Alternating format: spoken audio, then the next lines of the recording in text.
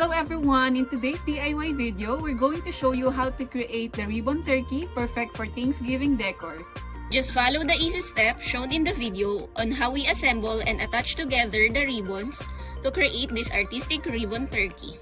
We use color brown, yellow, green, red, and orange ribbon with 3 8-inch width and an eyeball craft.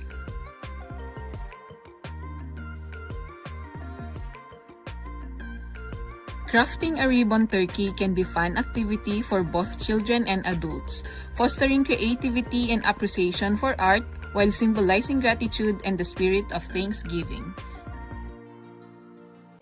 Hope you can also try this at home, guys. See you on our next DIY video. Bye!